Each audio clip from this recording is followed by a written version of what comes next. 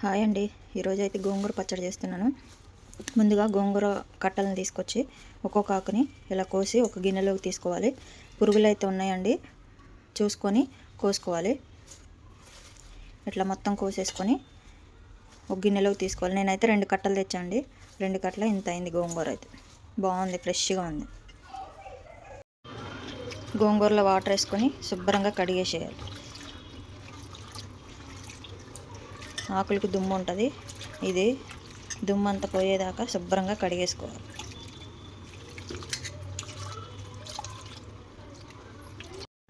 ముందుగా బాండీ పెట్టుకొని దానిలో 2 స్పూన్లు ఆయిల్ వేసుకోవాలి.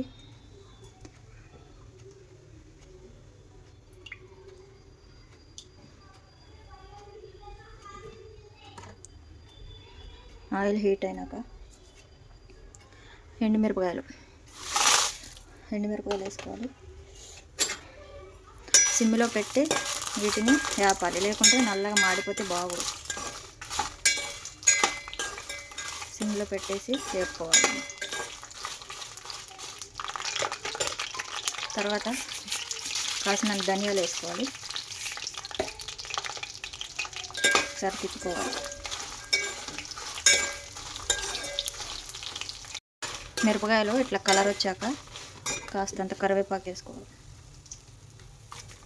కరివేపాకు కొంచెం వేసుకోవాలి.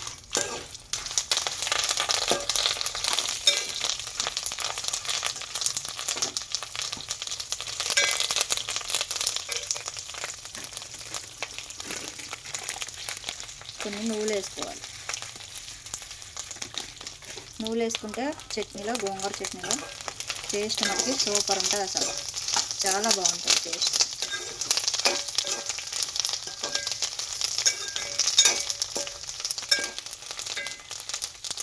మిరపకాయలు అయితే వేగిపోయినాయి. ఇప్పుడు తీసి ఒక ప్లేట్లోకి తీసుకొని పక్కన పెట్టుకోవాలి. మాడనీయకూడదండి, ఇట్లా కలర్ రావాలి. కలర్ వచ్చేంత వరకు సిమ్లోనే పెట్టి బాగా వేపుకోవాలి. మిరపకాయలు తీసేసుకున్న ముందుగా కడిగి పెట్టుకున్న గోంగూరని వేసుకోవాలి.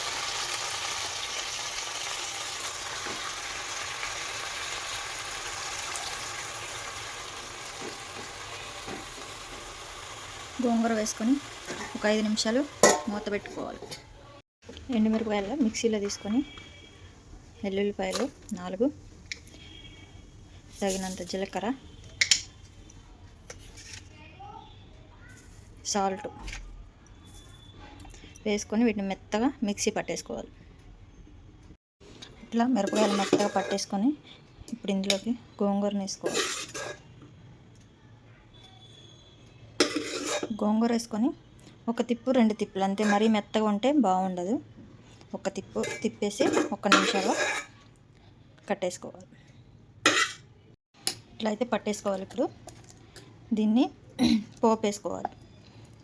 ఇట్లయినా తినొచ్చు, తాలింపు కూడా వేసుకుంటే ఇంకా 2 రోజులు నిల్వ ఉంటుంది, బాగుంటుంది. ముందుగా ఒక బాండీ పెట్టుకొని దానిలో 1 స్పూన్ ఆయిల్ వేసుకోవాలి. ఆయిల్ హీట్ అయినాక పోపు దినుసులు,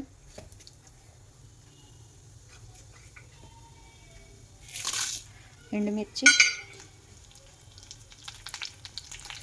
కరివేపాకు వేసుకొని తిప్పాలి.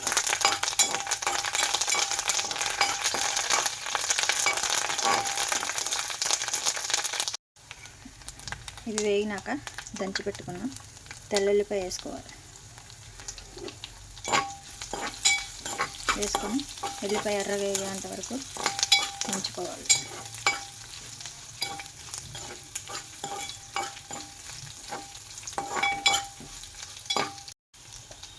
తర్వాత కొంచెం ఇంగువ వేసుకోవాలి. ఇంగువ వేసుకుంటే చట్నీ కానీ సాంబార్ కానీ ఏదైనా సూపర్ టేస్ట్ ఉంటుంది. చట్నీ అయితే దీనిలో వేసేసుకోవాలి.